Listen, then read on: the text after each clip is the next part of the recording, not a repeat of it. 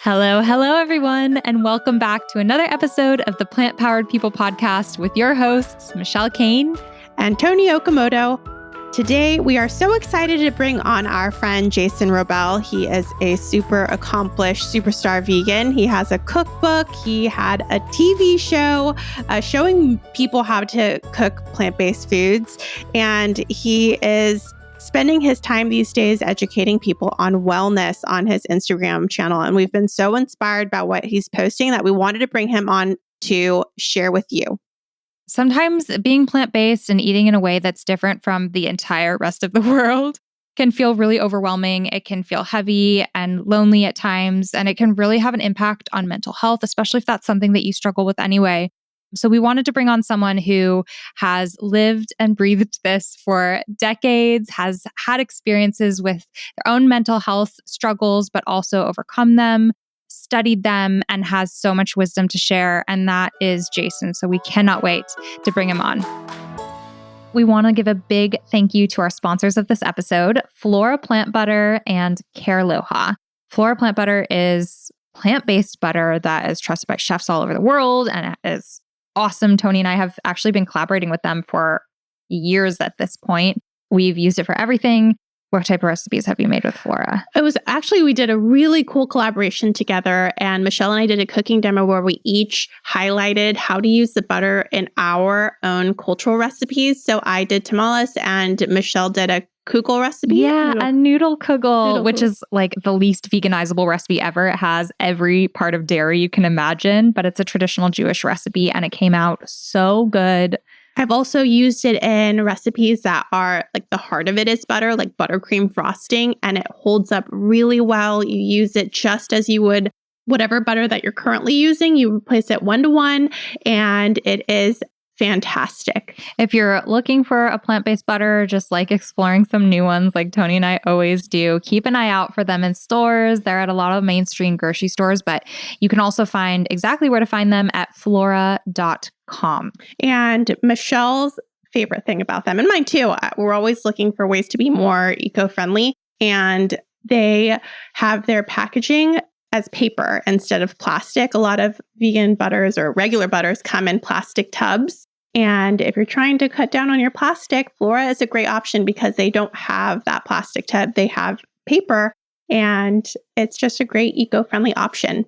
If you are gluten-free or only shop non-GMO, they tick both of those boxes. You've got to try it. Keep an eye out. If you're Flora fans, let us know because we can bond. Okay. But it's also really cool because they collaborate with a whole bunch of vegan and plant-based content creators. So you can find lots of fun Instagram reels and recipes over on at Plant Based on a Budget and at Vegan, our channels, but also check out at Flora Plant US on Instagram for more recipes and fun content there. Thank you so much, Flora. Next up, we want to thank Careloha, and it's so cool how we found out about them. I was with my family in Maui celebrating my in-laws' birthdays. They were turning 70 years old, and this was a little while back. And we went shopping, and I saw this store called Careloha, and we popped in, and everyone was obsessed with the softness of all of their products. They have clothing, they have activewear, they have underwear, and everyone left with something because it was so soft. My husband got a new shirt and some underwear, and my father-in-law took some stuff home. So anyway, then we registered for our wedding for these premium products because they were so soft and eco-friendly. And actually, Michelle, do you want to talk about how they're eco-friendly? Yeah, Careloha makes most of their products from bamboo, which is one of the most sustainable resources out there. One of the crazy facts that I learned recently is that bamboo can grow 4 feet every single day. So it regenerates naturally. It's good for the soil, good for the air, good for the earth. Bamboo is a great fabric resource to turn to when you're looking for sustainable clothing, bedding, and beyond. And Careloha has all of that. I have a pair of their sheets that are magical. Yeah, they are super, super soft. We have their towels, their blankets, their sheets, and they have become a household name for us and our family, and not just our Shapiro family, but like the whole Shapiro family loves these products because they are high quality, they're long lasting, and they're very soft. So if you're ever in Hawaii, you can see if you can find a Keraloha store. I stumbled upon one when I was in Kauai, but you can also get them no matter where you live at keraloha.com. They have a beautiful online shop that will make you just want everything in your house to be green, sustainable, vegan, and soft. And they teach you a lot about, like I appreciate about their website that they have information about why you should choose them and how you're going to be making an impact by selecting their products versus other products. So check them out. It's spelled CARILOHA.com. Thank you so much, Keraloha. Hi, Jason. Thanks so much for coming on to the Plant Powered People podcast. We are so excited to have you on. I'm excited to be here. It feels like it was only yesterday that I had you both on my podcast with Whitney, and so it's really it's wonderful to be with you both. I wish it was in person. Maybe we can make that happen this summer, but I will take any kind of gathering with you two whenever I can. So thanks for having me on. As I mentioned in the intro, Jason has a podcast called This Might Get Uncomfortable, and we have been guests on it, and it is so good. One of my favorite podcasts. I have just a Aw. couple that are my go-to when I'm like out and about walking Graham, and This Might Get Uncomfortable is definitely a must listen. So Thank you so much. I appreciate that. All right. So, first of all, where are you calling us from? I am in Los Angeles, California, specifically in the Boyle Heights neighborhood, which is right outside the downtown Los Angeles Arts District.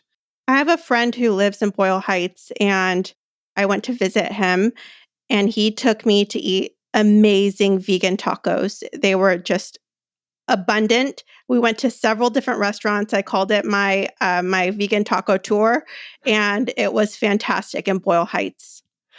I'm curious where you went because I've been living here for goodness almost 4 years in this specific neighborhood, and I have a couple of my spots. So if you can remember and text it to me later, Tony, that would be great because I feel like there's all kinds of hidden gems. You know, Los Angeles is one of those cities that has like undercover vegan food.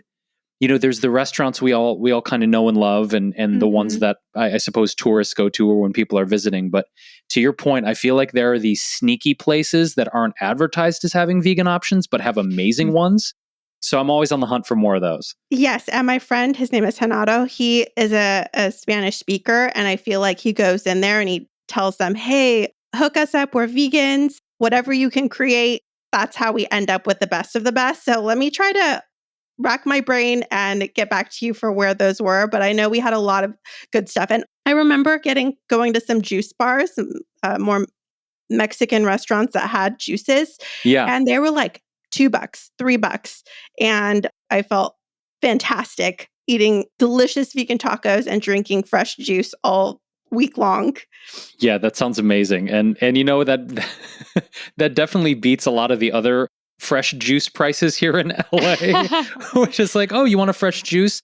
That'll be $13.50. It's like, oh my, are you picking it off the tree yourself and back? Like $13.50. So I'll definitely take a $2 juice.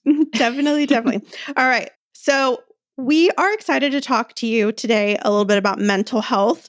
But first, we want to get to know you. Who is Jason Wrobel? Oh my goodness. That's a light question.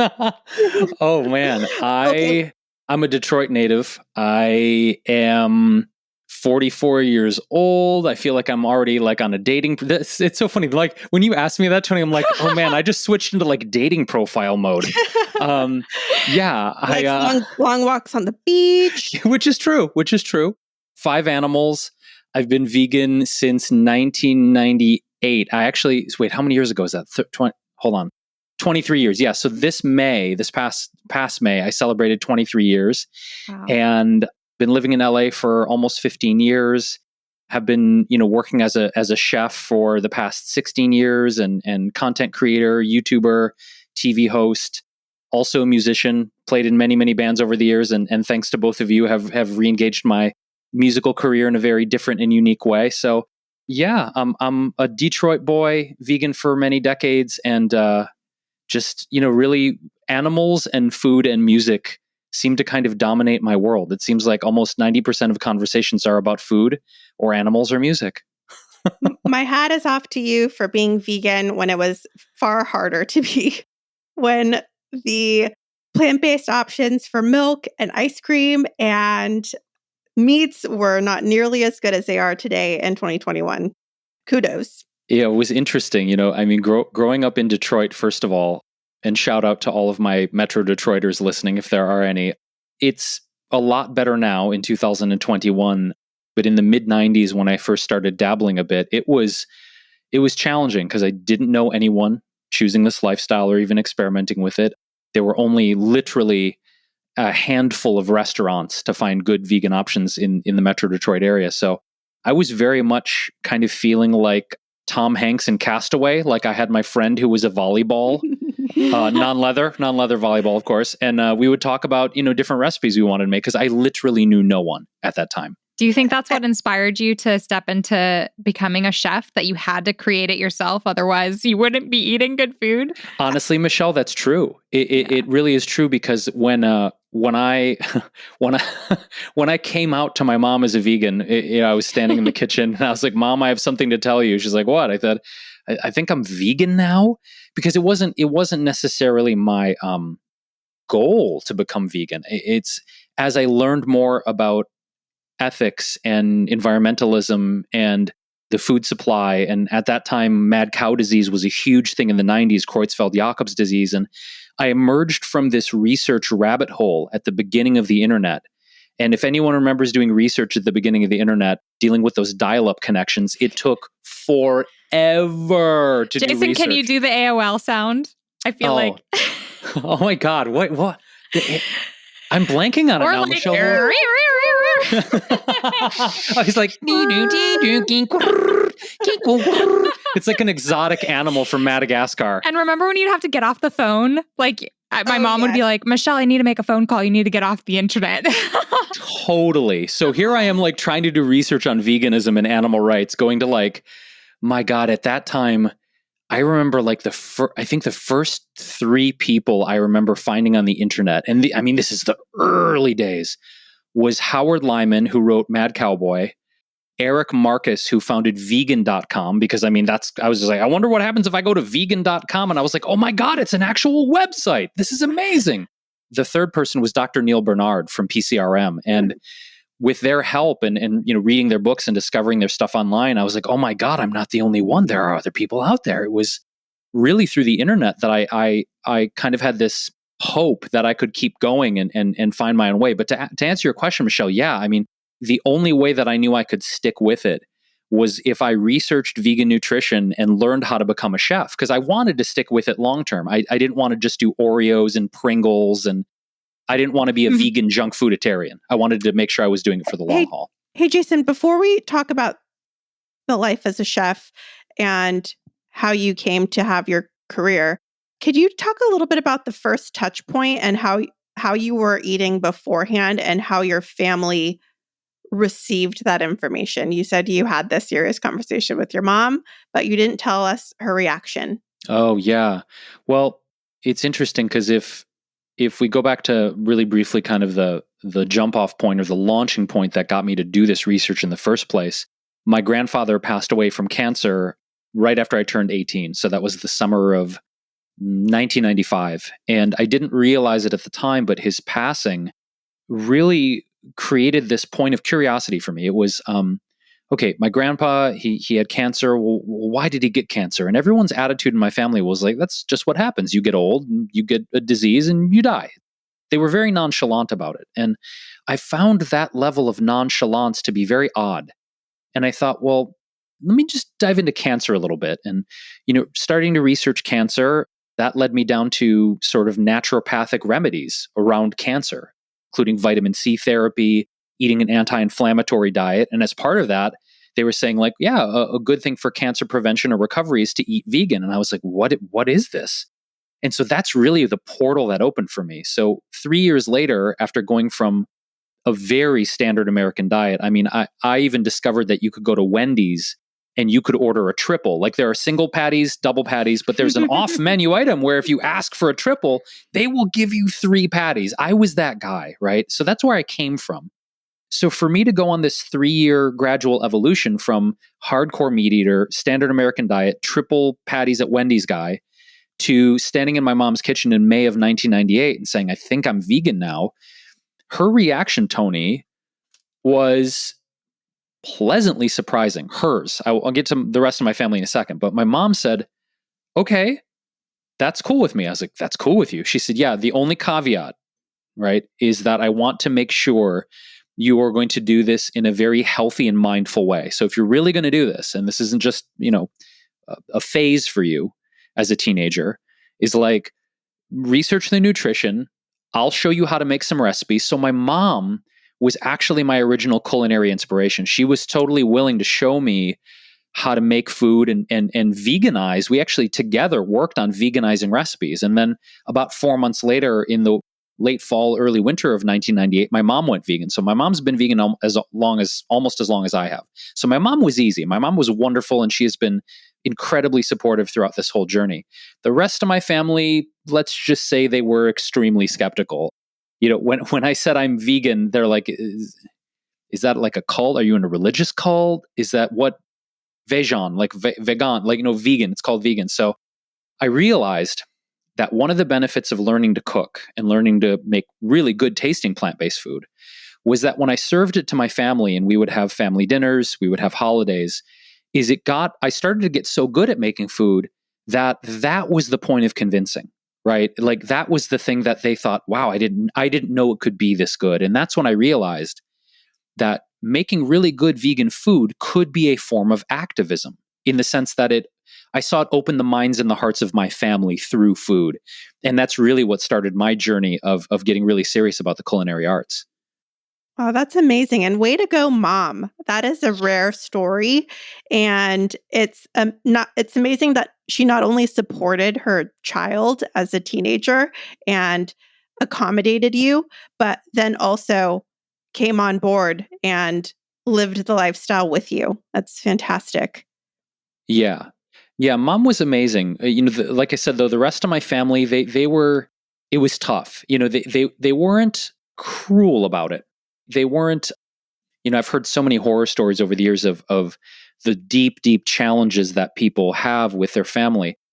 The biggest challenge for me was how isolated I felt, because I didn't know, yes, my mom, but in terms of friendships, in terms of community, it was really hard in the beginning, the first, maybe 3 to 5 years of being vegan, because I didn't know anyone else.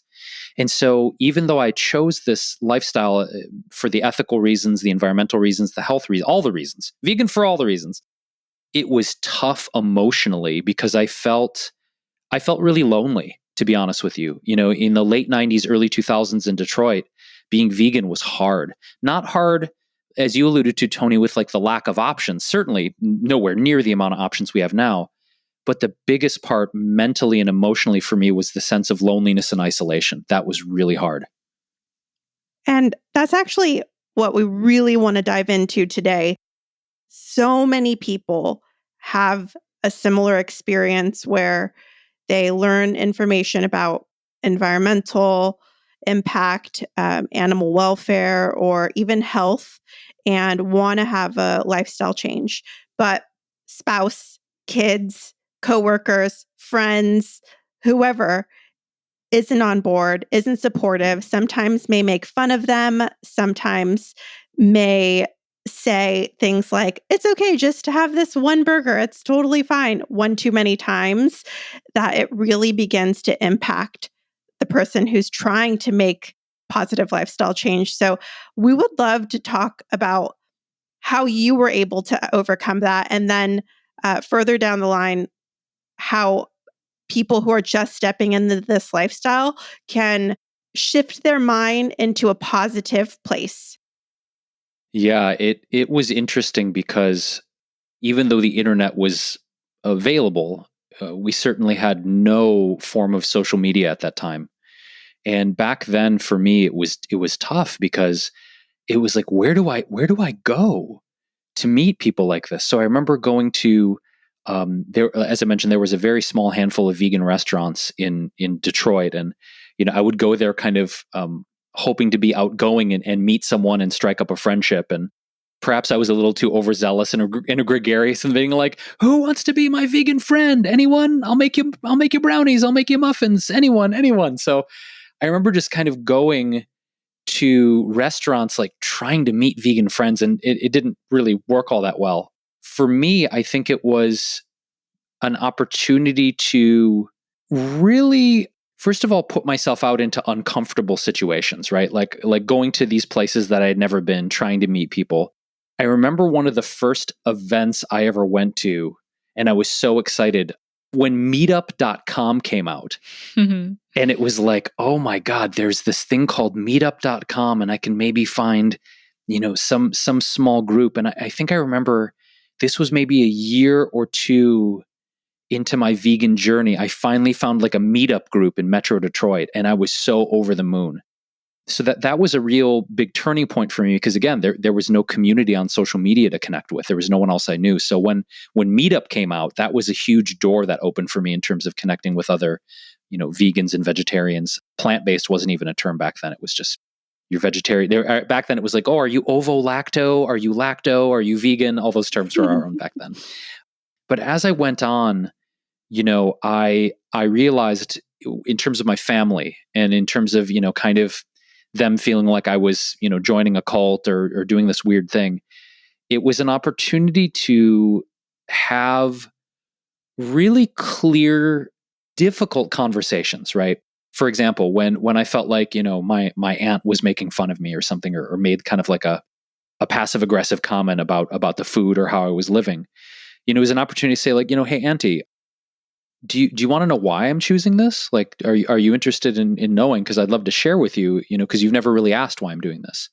And I, as a person who loves you, I really do want your support, because I care about you. I know you care about me. I know you're probably doing this because either you're concerned about my health, or you are feeling somehow defensive about this choice you don't understand, right? That was hard to have those kind of conversations, right? It's a very kind of raw, vulnerable thing to talk to a family member about. How did you muster up the courage to bring that up to your family members? I know sometimes it's hard to speak up to your elders or people you really respect. How did you muster up that courage? I realized that I had a choice to either be defensive and aggressive and angry toward her, and other family members that were kind of making those snide or passive aggressive comments. And I thought, okay, if I come at this from a defensive place, or a place of feeling like I'm being attacked personally, right? It's very easily, when we feel like we're being attacked, to lash out at someone. And I thought, what is it that I really want here? I don't want to have a war with my family. I don't want to be at odds, or have this kind of radical pushback from them.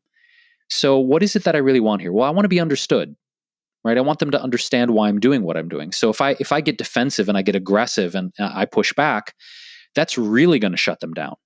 In terms of when someone kind of lashes out at you, you don't necessarily feel open to receiving what they have to say. So I thought, okay, how can I respond from love?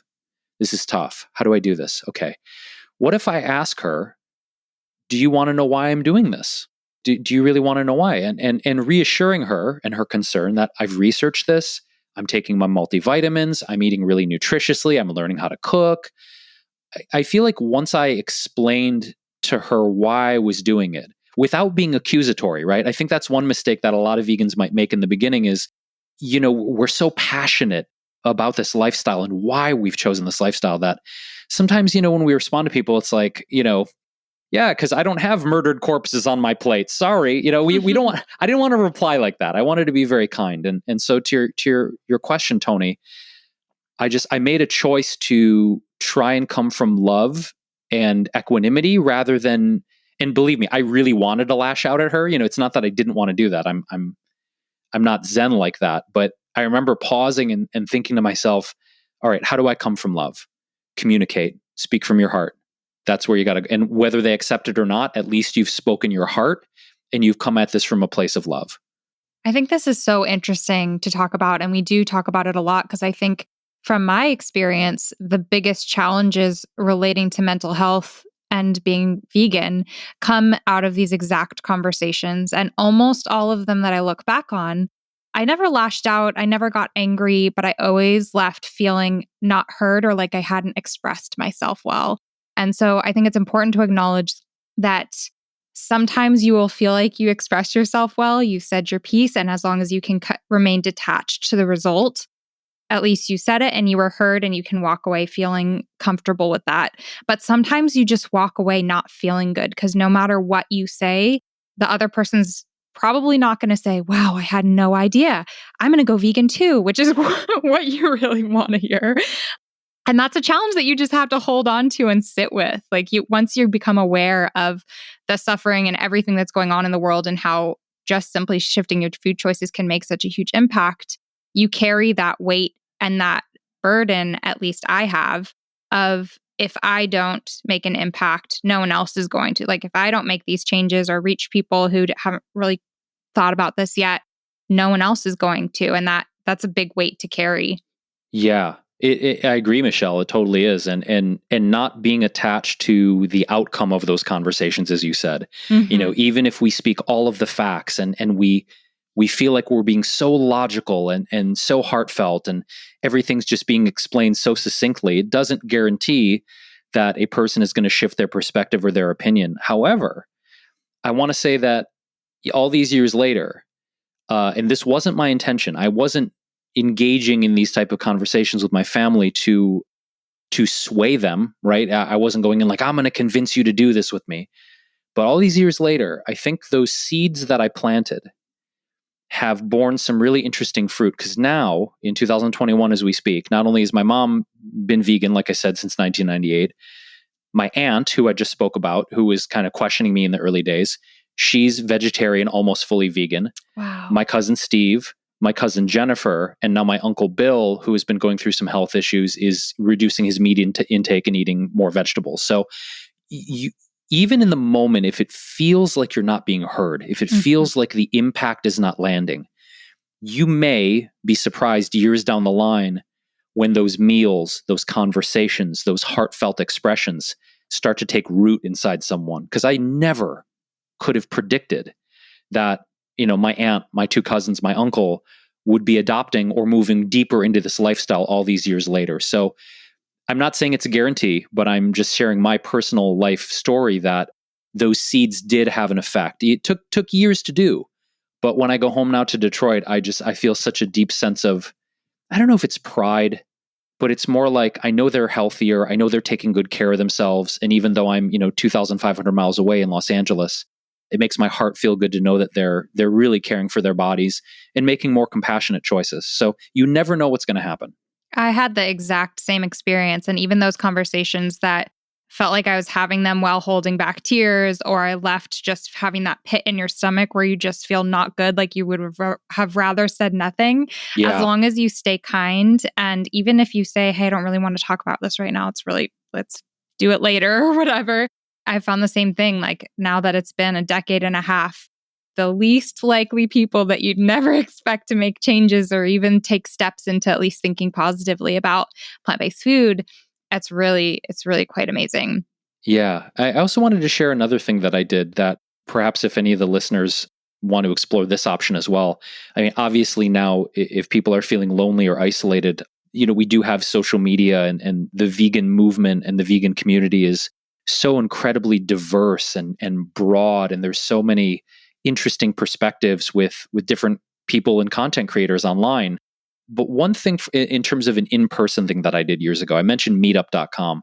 The other thing I did was I started to volunteer at a local animal sanctuary in Michigan. It's called Sasha Farm Animal Sanctuary. It's out in Manchester, which is kind of near Ann Arbor, where the University of Michigan is. And once I found out that existed, that was like even beyond meetup.com. I was like, oh my God, there's an animal sanctuary.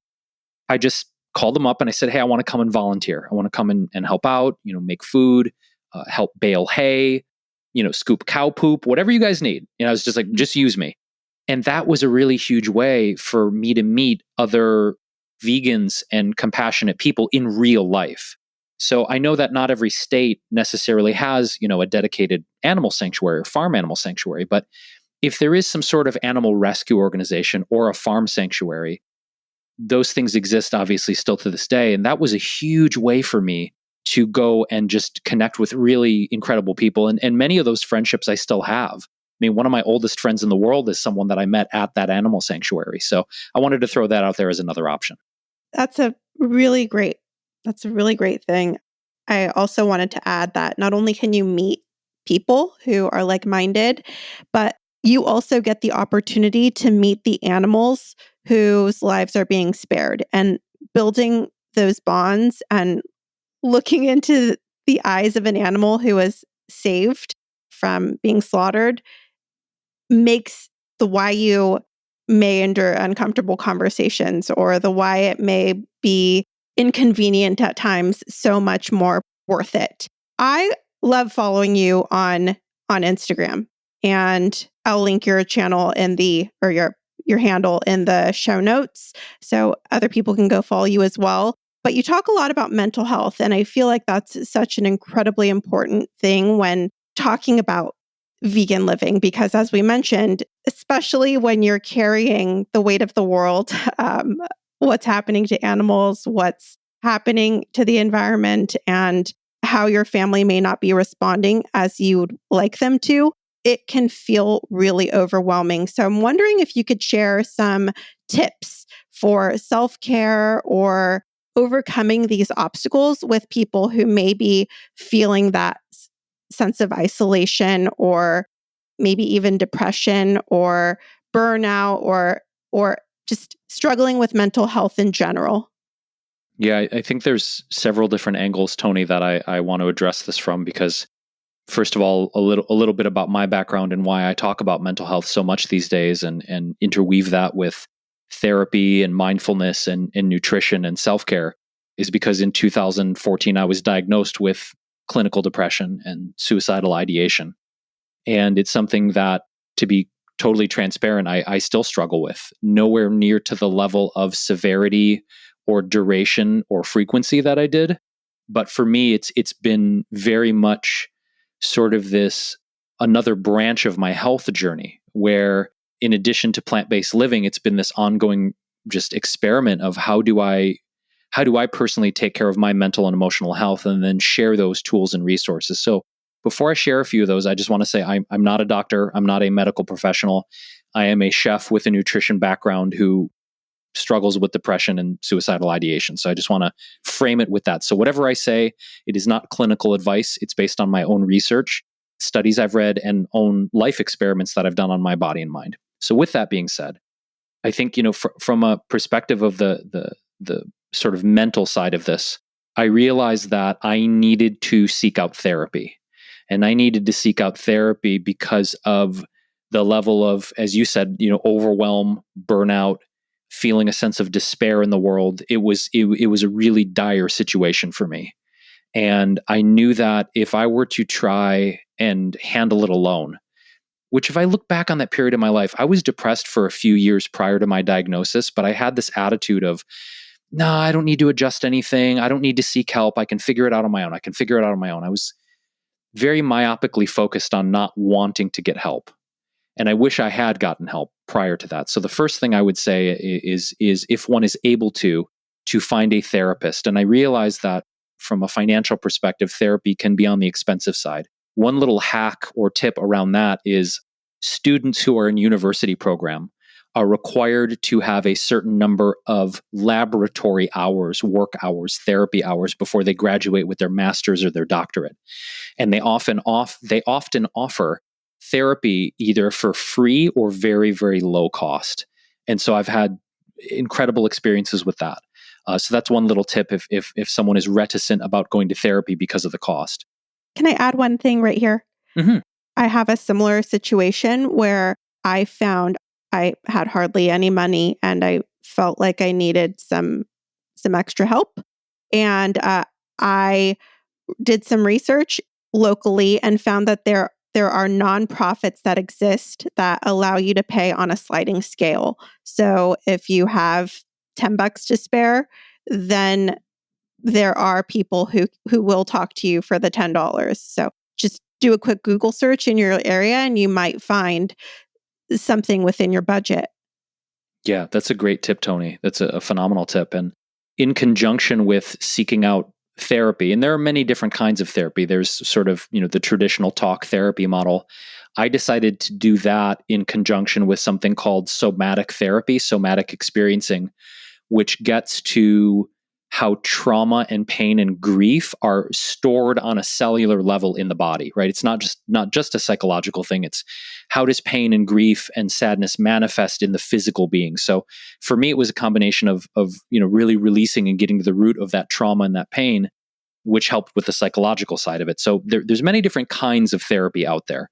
The second thing, which was really critical for me when I started to realize that there could be something going on with my neurotransmitter function in my brain. And really quickly, neurotransmitters are chemical messengers in our neurophysiology that create different action potentials in the body. So something like dopamine, which is a neurotransmitter, is something that makes us feel like rewarded. It's something that makes us feel good about ourselves.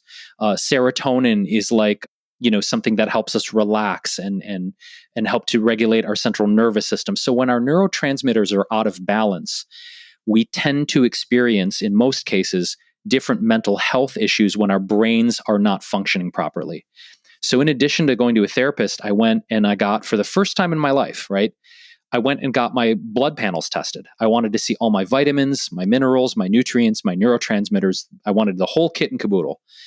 And so I went and I found a holistic doctor and we did a whole full blood panel, and we found that I was really deficient in certain nutrients. Specifically, right, one of the biggest ones for me, and this will tie into the food conversation around veganism, is that I was severely low in EPA and DHA omega-3 fatty acids. And to this point, I was like, I remember saying to my doctor, but I eat like hemp seeds all day long, and I'm eating flax seeds all day long, and I have my chia seeds, and I have my walnuts, and I don't understand how it could be low. He said, well, there's different kinds of omega-3 fatty acids. There's ALA, alpha linoleic acids. There's EPA and DHA. And he said, you're getting a ton of ALAs. That's what's in the seeds and the nuts and everything. And they're high in omega-6s. He said, but what you're super deficient in is you're deficient in your EPA and your DHA. I said, why does that matter? He said, well, those really have a tremendous effect on your neurochemistry. And he said, my doctor was great. He said, I'm not going to try and convince you not to be vegan. I think you can do vegan super healthfully, but you got to dial in these different nutrients. And mind you, at that time, I was not taking any supplements at all. Wasn't taking any B12, wasn't taking any omegas. I was just getting everything through food. And I realized for my body that it was so critical to get that blood panel test so that I could see what I was deficient in. So since I got that blood panel test, I have been taking supplements, and I have found that taking the right supplements for my body has made a huge difference in my mental health journey. And I think it's important for each person to do this, not just vegan. I think anyone could benefit from this, because there's almost this tendency, right, to go into a place like Whole Foods or our natural co-op or whatever we have in our area and be like, I'm low energy. Maybe I should take some guarana. Maybe I should take a B complex. I don't know. And then the person there's like, here, try this supplement. It may not even be what your body needs.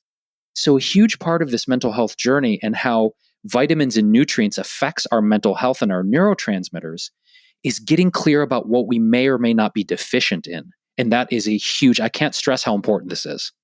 The crazy thing is that you don't know that you're deficient until it gets to a point where you feel it. And there's like a big period in there where you probably don't even notice it. And so even if you're feeling relatively good and like nothing's amiss, it's possible that there could be some nutrients that could be bumped up in your diet. So I feel inspired to pay a little more attention to that. I'm guilty of this. It's quite some time ago, I would post memes that were like a farm stand, and it would say pharmacy. And I now know that that's just not how life works, and that's not how health works, and that people suffer from pretty severe things like depression and other autoimmune diseases and just a variety of things which require them to look for something to heal them, help them heal, feel better. that are outside of food. So this conversation is reminding me again that it's sometimes we feel as vegans, this is the end all be all. We are healthy and immune to everything now because of our superpower diet. But this just reminds me to be more conscious, to be more compassionate and mindful that people who eat the super healthiest foods can still need to be very thoughtful about receiving medical help when they need it. Yeah, it's really critical. And I'm glad you brought that up, Tony, because I was also very much like that, in the beginning of my career. Like, veganism will grow your arm back if it gets chopped off, and it'll make your hair, it was like, all this crazy stuff. You'll never get cancer and heart disease if you go vegan. And the reality is, if we can get Mythbusters for a second, vegans do get cancer.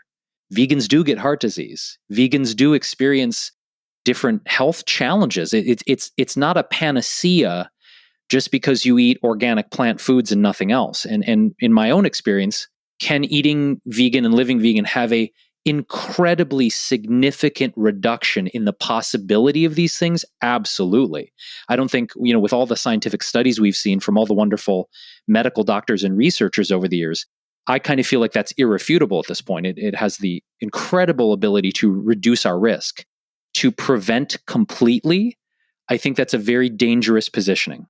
And, as I started to learn more about the things I was deficient in, and I was talking to my doctor and he turned me on to some different studies, I started to realize that there was a core group of nutrients that were not impossible, but a lot more difficult to synthesize from a plant-based diet. And for me, it was, like I mentioned, EPA and DHA omega-3 fatty acids, which primarily are found in fish and shellfish. So for that one, I had to find, okay, obviously I'm not going to eat fish or shrimp or anything like that. Luckily, I found a microalgae-based EPA and DHA formula. So that was covered, right? The second one was vitamin D3. Most people find vitamin D3 in animal milks. Luckily, now there are a lot of plant milks that are fortified with vitamin D3. Even, orange juices and different juices out there have vitamin D3. Another great way is to get out into the sun and sweat and get the vitamin D3 transdermally through your skin. There's also transdermal vitamin D3 patches you can get. So that was the second nutrient that's a little bit difficult to get on a plant-based lifestyle. The third one is K2. And K2 is really important for bone health, for cartilage, for keeping our musculature healthy. And that's also, again, primarily found in dairy products. So, okay, where am I going to get K2? Oh, there's a vegan D3 K2 supplement. Awesome, great. And also there's natto and soybeans, ultra fermented soybeans that have high levels of K2.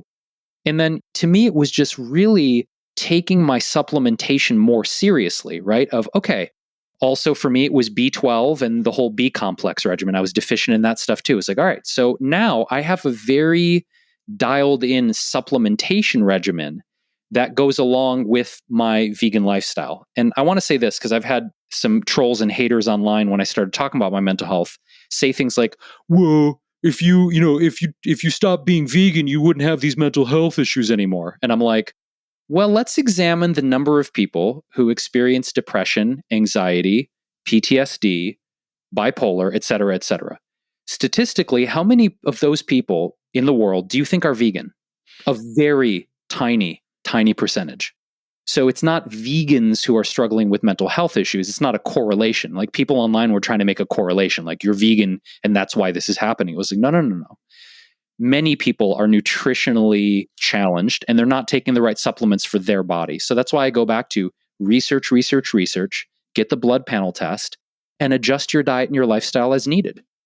I think normalizing the idea of supplementation in general and people taking supplements is a good thing. And, I remember in the beginning of my journey with this that there were a lot of, I don't know, I guess authors, educators, et cetera, that were like, you can get everything you need from plants. You never need to take supplements, which is why I never took supplements. I didn't start taking supplements, as I mentioned, until my diagnosis in 2014. So that means the first 16 years of my vegan journey, I took 0 supplements because I really did believe that I could just get everything I needed. But my particular body, again, this is a very individual thing, my body was really struggling getting and extracting and utilizing B vitamins. And like I said, EPA, DHA, et cetera. So, with you taking your pregnancy vitamins and kind of this glow, I want to normalize supplementation and not have it be this, how some people view it of like, again, well, if you stop being vegan, you wouldn't, need to take all these supplements, all the weird judgments people have. Again, I just think normalizing it and also learning about the substantive differences of how supplements are made and the differences in the forms that they come in. So really quickly, like we hear about B12 all the time, right? B vitamins, how critical they are. And they are. Whether that's folate for a pregnant person or a non-pregnant person, folate is important for our brain chemistry, for our neurology. Same thing with B12. But not all B12, as an example, is created equal, right? There's typically two forms of B12 out there. There's cyanocobalamin and there's methylcobalamin. The difference is that cyanocobalamin, and you can just turn around the supplement and look on the label, it'll tell you which one it is. Cyanocobalamin is typically a lower quality, more difficult to absorb form of B12. Whenever you see a methylated vitamin or mineral, what methylation means is that it goes through a process where your body can absorb and assimilate the nutrients easier.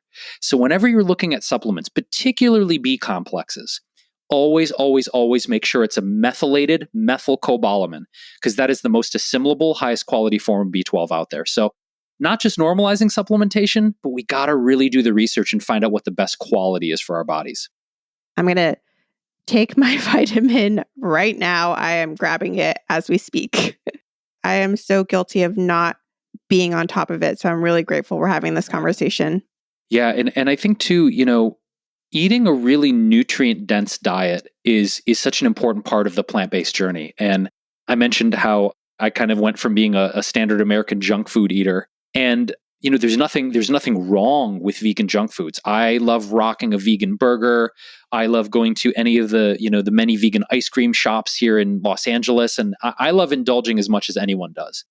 But that's not the primary foundation of my diet and my lifestyle, right?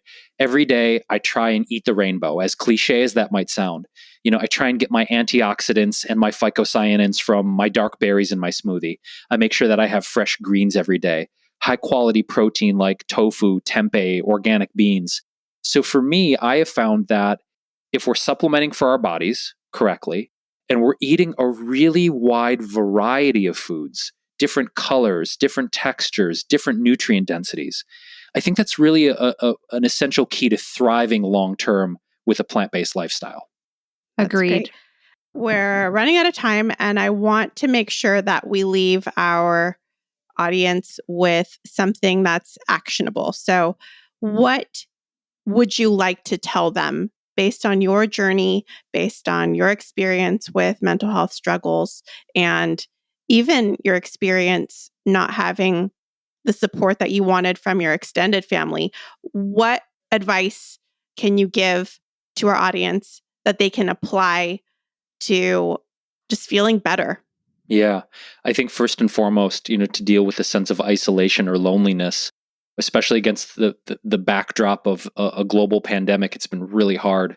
Finding like-minded people, whether that is, direct messaging a content creator that you follow who's vegan, finding different vegan chat rooms, or even starting a vegan chat room. I mean, I know people have Zoom fatigue right now, but going and really being proactive about getting people together, I think is a good way to combat the loneliness and isolation. And as the world opens back up, as I mentioned, if you've never volunteered at an animal rescue or a farm sanctuary, or if you've never been to a vegan festival, there are some incredible, incredible vegan festivals that are happening. I just found out that actually Seed Food and Wine is going to be happening again this year in Miami in November. So that's just one example. But I think it requires us to be proactive. I know for me, when I feel lonely and I feel isolated, the way that I get out of it is by reaching out to people and trying to connect with new people. So it does require some proactivity. In terms of feeling better, as we mentioned, the low-cost therapy options, seek those out. Finding a local naturopathic doctor to get your blood panels tested and look at what's going on with your individual physiology, with your vitamins, your minerals, your proteins, your omega fatty acids, your neurotransmitters. I think that's critical. And then taking the right supplements for your body is super, super important. And the other thing too, I think I just want to remind people, Tony, is there's no shame in this. And one of the reasons that I waited for so long is because I felt shame around being depressed. I felt shame around feeling suicidal. I felt shame because, here I am, this chef with this, TV show on the cooking channel and Food Network, and I'm talking about health and vibrancy and, and I'm the one behind the scenes struggling with all this. I felt just a lot of shame around it. And I think talking about this openly, talking about it and sharing our journey, asking for help, making sure we're giving our bodies what they need, it's how we break the stigma of mental health in this culture. It's how we break away from the sense of shame, the sense of that something is broken in us, that something's wrong with us, because there's nothing wrong with you. There's nothing broken about you. You're a human being who needs support. And without support, it's really, really tough to make it through this life. So, whatever people want, I'm here as a resource. I know we had a very short time together in just an hour, but I'm always available to reach out through email, through direct messages. And if anyone has any questions about the type of, therapy that I've done, the brands of supplements I take, I feel like we could fill this with like probably a 2 to 3 hour conversation, but I just want to leave it on this. If anyone's listening and wants to feel like you're not alone, email me, DM me. I'm here for you. And I'm happy to share whatever resources, research, products, experience that I've garnered. Jason, thank you so much for sharing your experience, for being vulnerable, for offering yourself as a resource, for being a bright light in the world, for being our friend. We are so appreciative of everything that you do for us, for our community, and just for the world in general. You are very loved, and we're so grateful that you came onto our podcast. So grateful, Tony and Michelle. It's always a pleasure to be with you. And thank you for opening the space to have this conversation. I really appreciate it. I hope that we can do it again. I feel like we just barely scratched the surface. But for those listening, if you are hungry for more wisdom dished by Jason and just more of his personal experiences and all of the advice he has to share, be sure to check out his podcast with Whitney. This might get uncomfortable. It is just a treasure trove of so much that can be applied to your own life that can be helpful. So thank you, just everything Tony said, for all that you do for the world, Jason. We really appreciate it. Thank you. Whew, that was a really good conversation with Jason. It took some different turns that I didn't expect, and I'm grateful we talked about all kinds of things with him. We even continued chatting after our call, and something he brought up is so important that Michelle and I wanted to chat with you about it, and that is limiting your content. If you don't feel like you're in the mental space to receive certain information, then it's totally fine if you don't receive that information. For example, he brought up Seaspiracy, which he hasn't seen yet, and everybody's watching it. It was the number one documentary on Netflix in the UK, and everyone was talking about it. And if you are vegan and you didn't see it, maybe you could have some FOMO or feel like you're not part of the conversation. But if you know that you don't have the mental capacity, the emotional capacity to deal with it, it's totally fine. I haven't even seen it. I love what they're doing. I love that people are being educated, but I know myself and I know how hurt I'll feel. And I just don't have it in me at this point after being in a pandemic, having a really tense year politically and socially, and just feeling really tapped. I don't have the capacity to watch it. So I'm really grateful he touched on that. And this is for everyone who's listening. It's totally okay if you don't want to receive information. Yeah, I think it's really important to tap into what you're ready for and what you can handle emotionally, and to not just see it all because you feel like you have to bear witness, which is, I know, an idea that has been implanted in many of us is, if you can't even watch it, how can we be living this world experiencing it? Or watch it and then you'll feel more inspired to do more, which I did watch Seaspiracy and I was a bawling mess, and I did leave it inspired to do much more, but I felt emotionally in a space where I was ready to watch it. And so, yeah, really tune into yourself and do not hold any level of guilt or shame if you just turn it off, close the door. And not only that, but online conversations, questions that you're asked. If people are constantly nagging you or bugging you, you don't have to get into those conversations at all. You can always just say it's not something that you want to talk about right now, and that is okay. We have an episode that we talk a little bit about that and in depth. That's the episode with Bruce Friedrich. So if you're feeling like you just don't know how to say that yet, that might be a helpful place to begin. Yep. Yeah. In this world that is so heavy and busy and go, go, go, I think protecting our mental space is important and something that we all, I'm sure, are on a journey of learning how to do. So wishing us all luck in that, because it is a practice for sure. Even just stepping away from social media from time to time. I know that's not vegan specific, but can be so beneficial to our mental health, and it's really hard to do. So I look forward to practicing this myself, as well as encouraging everyone else to. And don't forget to check out our sponsors, Flora and Caraloha. As you're planning your Thanksgiving menu, Flora will definitely be a great addition. Michelle and I both use it exclusively and love it, recommend it. And Caraloha, as you both heard, we love their sheets. They are definitely worth checking out and a great sustainable option. Caraloha.com and Flora.com. We will put those in the show notes. Thank you, everyone, for listening. We hope you found this to be as helpful as we have. And if you feel so inspired, we'd love for you to leave a review. They are super helpful. And Michelle and I just really enjoy reading them. And we will talk to you in the next episode. Yeah, thank you, everyone. And we also have a Patreon. If you feel inspired to support the show, it means the absolute world to us. And our Patreon is at patreon.com/plantpoweredpeople. And as always, you can find the show notes from today's episode with links to everything that Jason mentioned and more. He's going to send along all the resources that he thinks would be helpful relating to mental health. And you can find that at plantpoweredpodcast.com and just click on the episode for mental health. All right. Thanks, everyone. Bye-bye. Have a beautiful day. Bye.